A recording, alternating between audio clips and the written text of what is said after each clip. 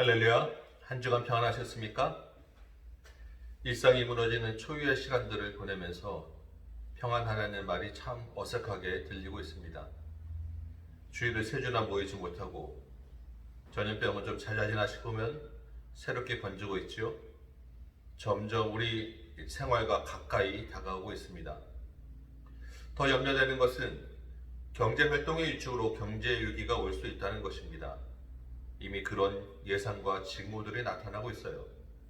상가가 문을 닫고 회사가 문을 닫고 일자리가 없어질 수도 있는 것입니다. 교회 운영도 어려워질 수 있을 것입니다. 거대한 쓰나미가 점점 가까이 몰려오는 것 같은 두려움 앞에서 하나님은 어떤 분이시며 우리에게 뭐라고 말씀하실까요? 우리가 믿음의 눈으로 바라보아야 할 것은 무엇이겠습니까? 오늘 신명기 말씀을 통하여 우리에게 주시는 하나님의 말씀을 붙잡기 원합니다. 쓰나미가 몰려오더라도 그 속에서 하나님이 인도하는 푸른 초장과 쉴만한 물가를 발견하는 은혜의 시간 되시기를 축원합니다. 먼저 신명기 5장에서 보면 모세가 온 이스라엘 백성들을 불러모으고 두 번째 설교를 시작합니다. 지금 모인 이스라엘 백성들은 홍해를 건넌 사람들의 2세들, 그러니까 실제 가나안에 들어갈 다음 세대들입니다. 무슨 말씀을 하시겠습니까? 이들에게 제일 중요한 것은 이 사람들이 하나님의 언약 백성이라는 것입니다. 선조들이 시내산에서 언약식을 맺었던 장면을 떠올리게 하고 십계명을 다시 한번 설명하죠. 그리고 6장에서는 이 십계명에 담긴 하나님의 마음을 요약해서 강조합니다. 6장 4절부터 우리가 잘 아는 말씀이죠. 이스라엘아 들으라, 우리 하나님 여호와는 오직 유일한 여호와이시니 너는 마음을 다하고 뜻을 다하고 힘을 다하여 내 하나님 여호와를 사랑하라. 여러분 정말 마음과 뜻과 힘을 다하여 하나님을 사랑하십니까? 저에게는 안 들리더라도 하나님은 듣고 계십니다. 진심으로 하나님께 사랑 고백 한번 해보시지 않으시겠습니까? 하나님 사랑합니다. 정말이에요. 우리가 말하지 않아도 하나님은 우리의 마음을 아실 것입니다. 그럼에도 불구하고 우리가 이렇게 입으로 고백하는 것은 하나님이 그것을 또한 기뻐하시기 때문입니다. 여러분 우리의 자녀들로부터 사랑한다는 말 들을 때 행복하지 않으십니까? 하나님도 마찬가지라는 것입니다. 마음을 담아서 좀 자주 고백해 드리면 좋겠습니다. 이제 오늘 본문으로 들어가는 7장 1절에서 보면 하나님이 이제 이스라엘 백성들을 가나안 땅에 들이실 것입니다. 그리고 그곳에서 이스라엘 백성들이 해야 할 일들을 이야기하시는데 한마디로 요약하면 구별되라는 것입니다. 2절부터 11절까지 가나안 족속과 혼인도 하지 말고 언약도 맺지 말고 그들의 신도 섬기지 말라고 하십니다. 철저하게 십계명으로 대표내는 하나님의 법을 지키라는 것입니다. 하나님을 사랑하는 자로서 마땅히 행할 바 아니겠습니까? 그런데 하나님이 왜 이렇게 하나님의 법을 지키도록 강조하실까요? 얼핏 보면 사랑한다면서 너무 우리를 옥죄고 가두는 것처럼 보일 수 있지 않습니까?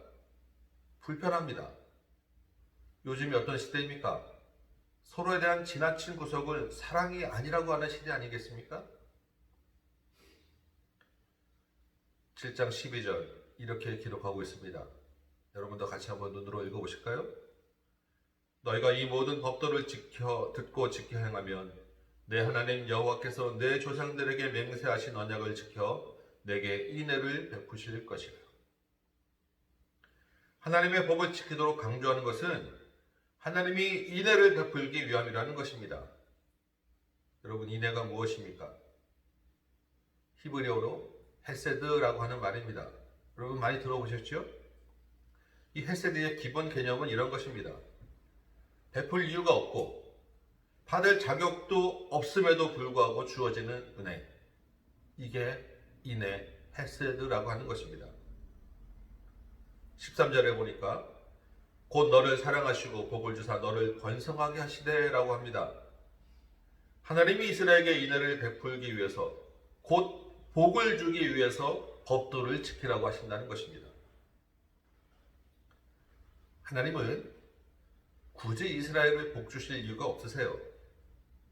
이스라엘은 아무런 내세울 만한 조건이 없는 민족입니다.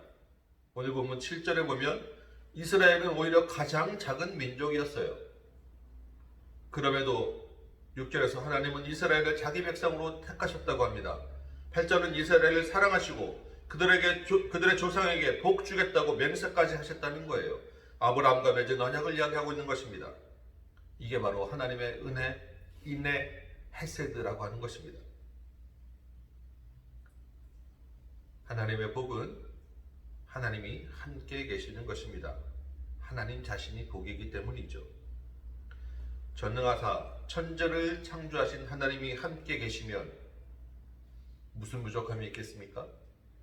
어떤 문제가 있을 수 있겠습니까? 그런데 하나님이 함께 계시기 위해서는 조건이 하나 있습니다. 바로 거룩하신 하나님, 죄가 없으신 하나님과 같이 그의 백성도 죄에서 구별되어야 하는 것입니다. 죄에서 구별되는 방법이 바로 하나님을 믿는 것이며, 믿는 자의 증거는 바로 하나님의 법, 십계명을 준수하는 것이었던 것입니다. 하나님이 함께 계시는 것 자체로 우리는 충분합니다. 이미 충분한 복이에요. 하나님과 함께 계심으로 부족함이 없지 않겠습니까? 그렇지만 하나님이 13절부터 우리에게 주실 복을 아주 구체적으로 또 말씀하고 계십니다. 가나안 땅에 들어가서 내 소생에게 은혜를 베푸시며 자녀가 잘되게 하신다는 거죠. 토지소산, 곡식, 포도주와 기름, 소와 양이 풍성하고 번식한다고 합니다. 물질의 복, 사업의 복입니다. 15절에는 모든 질병을 내게서 멀리 하신다고 하셨습니다. 건강의 복도 주신다는 거예요. 생업의 복, 물질의 복, 자녀의 복, 건강의 복, 우리가 원하는 복을 다 주신다고 하는 것입니다. 왜 그렇게 구체적으로 말씀하시겠습니까? 하나님이 복 주시려고 작정하셨기 때문입니다. 믿음이 작고 구체적으로 보이는 것을 원하는 우리를 위해서 하나님이 작정하시고, 그래, 네가 원하는 것 내가 다 줄게 말씀하시는 것입니다. 그러면서 한 가지 말씀하시죠. 이 복을 받으려면 어떻게 해야 되느냐? 하나님의 법을 지키기만 하면 된다고 이야기하시는 것입니다. 여호와는 나의 목자시니 내게 부족함이 없으리로다. 하나님은 복 주시는 목자시기 때문에 우리는 목자 옆에 있기만 하면 된다는 것입니다. 목자가 인도하는 대로 따라가기만 하면 되는 거예요. 거룩하신 하나님을 따라 우리도 거룩하면 하나님이 주시는 복을 누리고 부족함이 없게 된다는 것입니다. 참 쉽지요? 여러분, 이게 정말 쉽습니까? 이 땅에 살면서 하나님의 말씀을 잘 지키며 살고 계십니까? 구별되고 거룩하게 살고 계십니까? 마음과 뜻과 힘을 다하여 하나님을 사랑하는 것이 그렇게 쉽게 잘 되십니까? 쉽지 않으실 것입니다. 저도 마찬가지이지. 예수님이 참 기막힌 표현을 하셨어요. 마음은 원이로되 육신이 약하여. 솔직히 때로는 마음도 원하지 않습니다. 쉽지 않기 때문에 신명기 7장은 이 하나님의 법을 지키는 것을 전쟁용으로 이야기합니다. 쫓아내라, 치고, 진멸하고. 하나님의 거룩함을 이루는 삶은 전쟁이라는 거예요. 거룩한 전쟁, 우리는 이 거룩한 전쟁터에서 살고 있는 것입니다.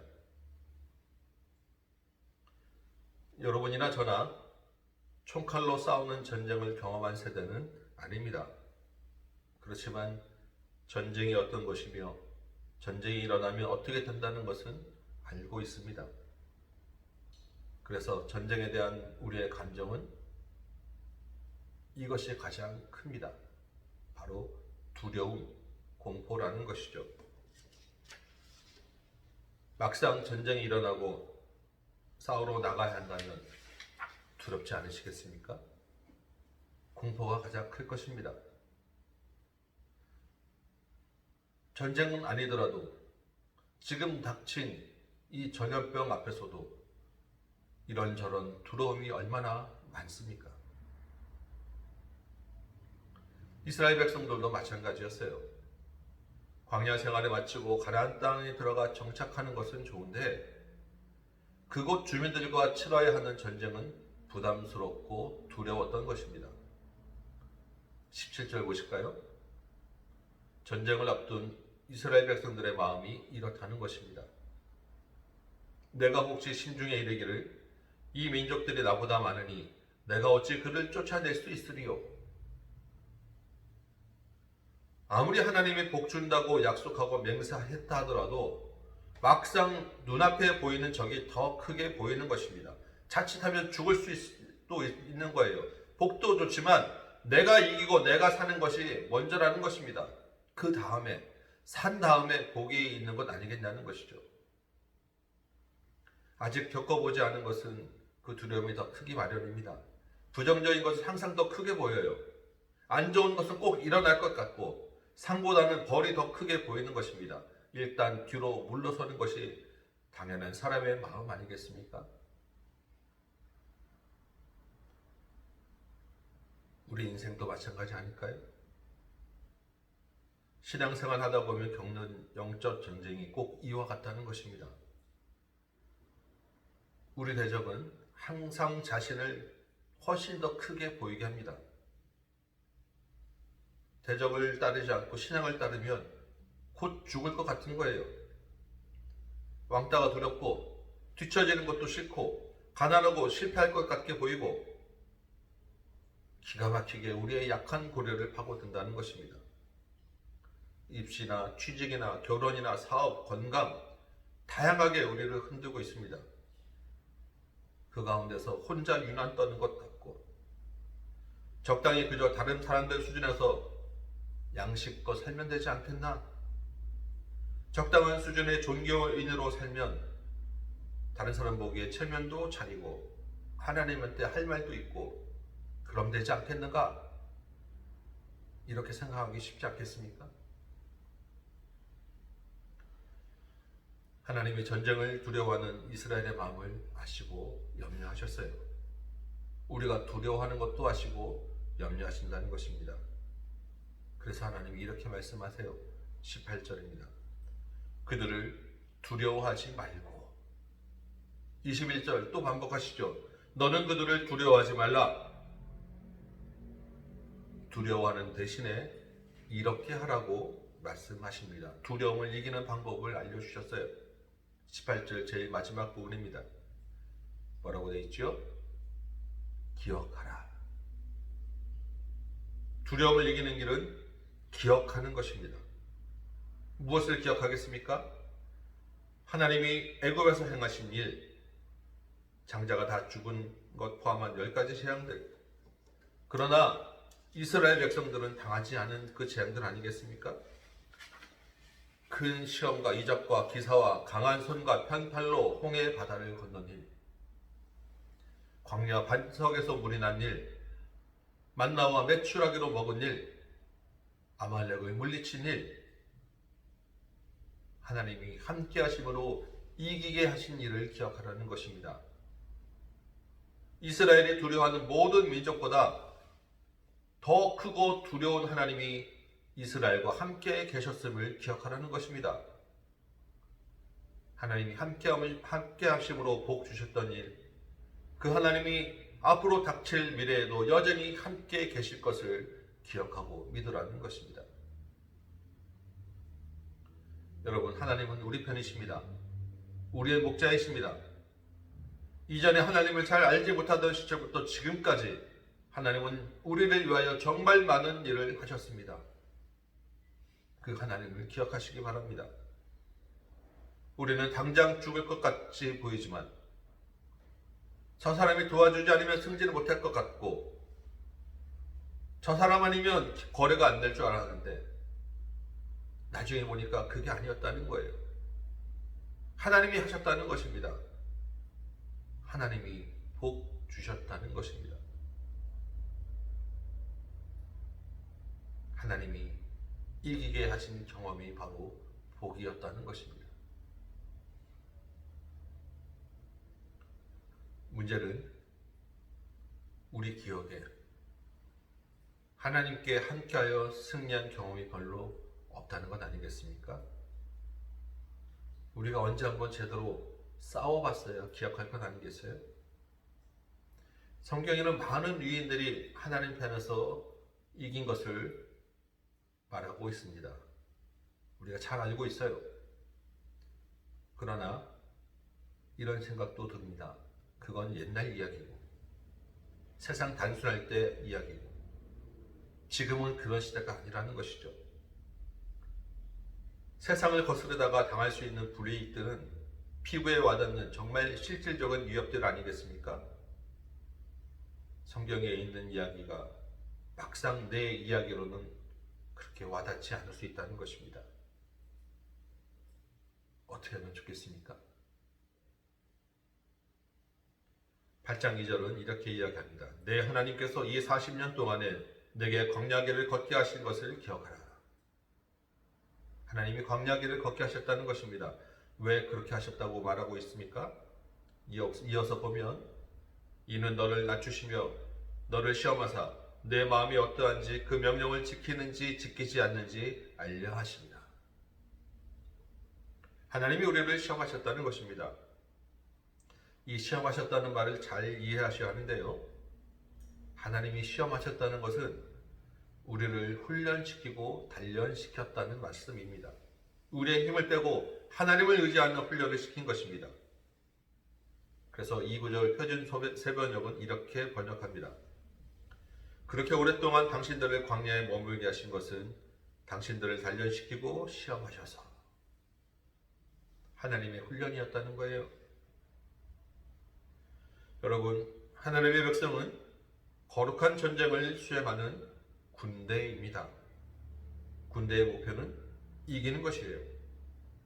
이기기 위해서는 강한 훈련이 필요한 것입니다. 강한 군대는 강한 훈련을 통과한 군대입니다. 또한 실전이 많은 군대, 이긴 경험이 많은 군대가 바로 강한 군대인 것입니다. 조심스럽긴 한데 제 얘기를 조금만 해보겠습니다. 제가 삼성그룹에 입사하려고 최종 면접을 본 때가 있었습니다. 저에게 질문 딱 하나 하더라고요. 당신 종교가 기독교인데 일요일에 회사 나오려면 어떻게 할 거냐? 표면적으로는 이 질문은 주일 성수에 관한 문제입니다. 그렇지만 사실은 20대 제 인생에 걸쳐서 하나님을 우선하겠냐고 하는 그러한 시험이었습니다. 교회에 가서 예배 드린다고 대답하였고 그걸로 떨어졌어요. 인생이 실패할 줄 알고 죽을 줄 알았는데 죽지 않더라고요. 요즘엔 이런 일이 잘 없긴 한데 예전에 부동산 매매하고 중고자동차 매매할 때 가격을 낮추어서 쓰는 소위 다운 계약서라는 것이 일반적이었습니다. 세금을 많이 줄이게 되겠죠. 저는 싫다고 그렇게 안 한다고 버텼습니다. 그리고 결국 세금을 더 많이 냈죠. 저는 11조를 세전 총수입을 기준으로 하고 있습니다. 어쩌다 금액이 커지면 살림도 넉넉치 않은데 꽤 부담이 될 때가 있더라고요. 세후로 좀 줄여볼까 고민한 적도 있어요. 그렇지만 하나님과의 저의 약속이었기에 원래 정한 대로 드렸습니다. 돈에 대한 시험에서 이겨보려는 싸움이었어요. 한 번은 주차하다가 다른 차를 박은 적이 있었습니다. CCTV도 없고 본 사람도 없었어요. 차 주인의 전화번호도 없었습니다. 주인이 올 때까지 한참 기다려서 수리를 해주었습니다. 하나님 앞에서의 양심의 싸움이었어요. 물론 제가 다 잘하고 있지 않습니다. 훨씬 더 많은 실패를 하고 있고 훨씬 더 많은 말 못할 부끄러움을 경험할 때가 많은 것입니다. 그럼에도 불구하고 하나님과 함께함으로 이긴 기억이 또 다른 이김을 경험하게 하더라고요. 나이 들어서 신학 공부하고 개척교회 목회를 결정하는 것이 얼마나 큰 두려움이었겠습니까? 또 지금 얼마나 많은 두려움을 제가 만나고 있겠습니까? 하나님은 함께함으로 이긴 경험이 없이 어찌 이 길을 갈 수 있겠습니까? 하나님의 군대로 부름받은 저와 여러분, 우리에게도 강한 훈련이 필요한 것입니다. 가장 좋은 훈련은 실전이고 실전에서 이긴 경험이야말로 더 큰 승리를 가져다 주는 두려움을 물리치는 가장 좋은 방법인 것입니다. 한 번, 두 번 자꾸 부딪혀 보시기 바랍니다. 안 될 줄 알았는데, 이거 안 들어주면 큰일 날 줄 알았는데, 이거 아니면 못 먹고 살 줄 알았는데, 하나님 이야기 꺼내면 전혀 안 먹히고 복음이 안 들어갈 줄 알았는데 막상 해보면 다른 것입니다. 먹고 살 수 있고 불이익 받지 않고 오히려 복음을 받아들이더라는 것입니다.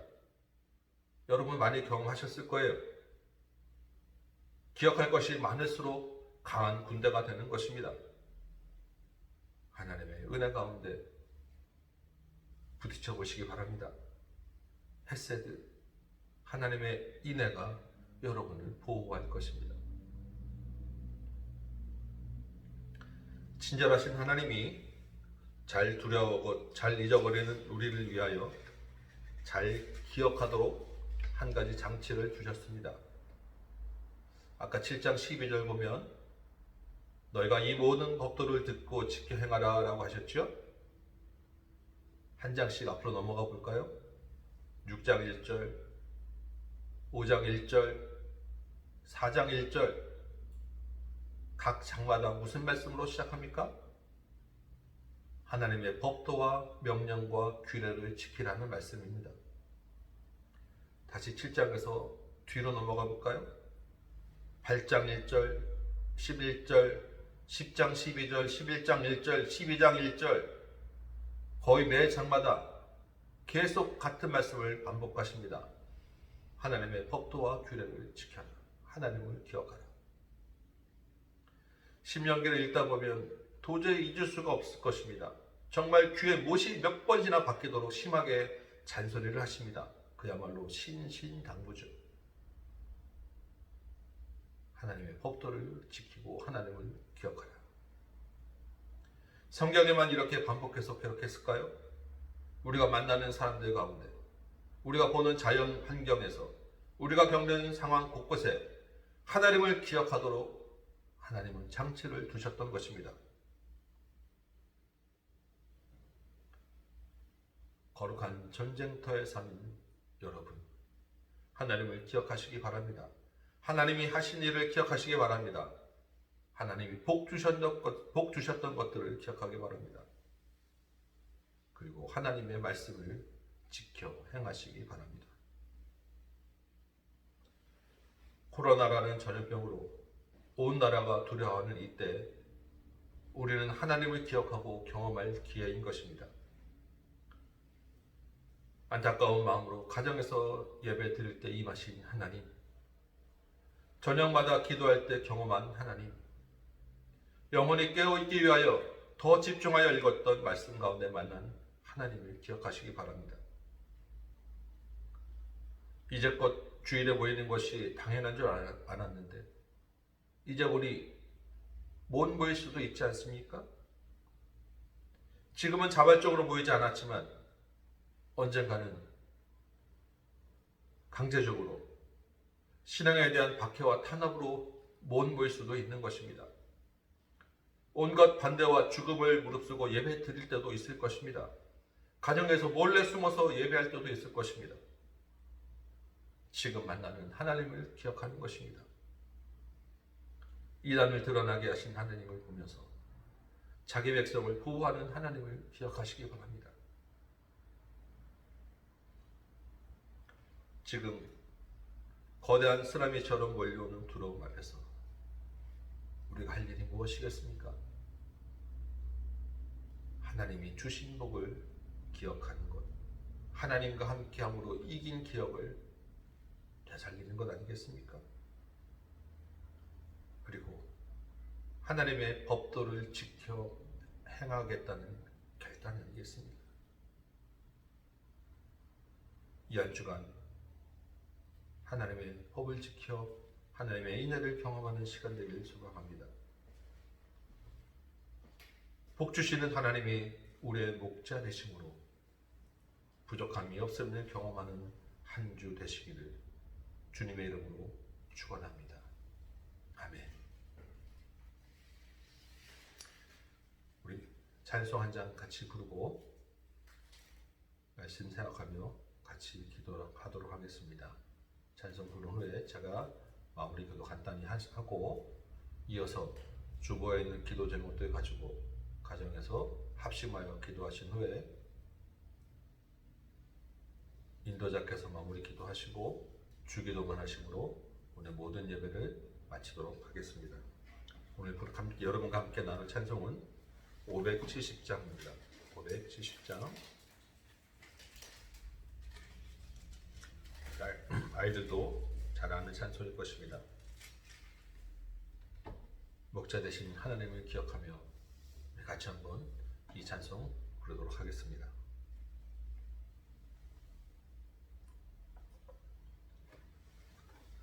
주는 나를 기르시는 목자요, 나는 주님의 귀한 어린 양. 푸른 풀과 맑은 시냇 물가로 나를 늘 인도하여 주신다.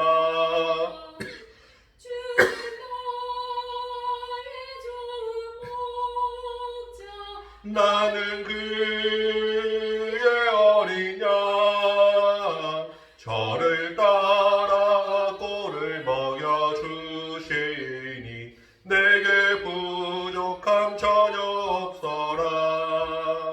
예쁜 새 노래하는 아침과 노을 비기는 고운 아오네. 사랑하는 나의 목자 음성이 나를 언제나 불러주신다. 주는 나의 좋은 목자, 나는 그의 어린 양, 저를 따라 꼴을 먹여주시니 내게 부족함 전혀 없어라. 못된 짐승 나를 핥지 못하고 거친 비바람 삼지 못하리. 나의 주님 강한 손을 펼치사 나를 주야로 지켜주신다. 주는 나의 좋은 목자, 나는 그의 어린 양, 저를 따라 꼴을 먹여주시니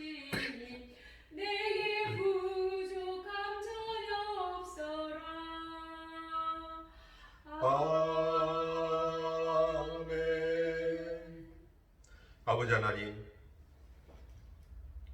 아버는 내세울 수권이 없는 우리를 사랑하시고 우리를 택하셔서 우리에게 복 주심을 인하여 감사와 영광을 드립니다. 우리가 미련하고 약하여 주님이 함께 하심을 자꾸 잊어버립니다.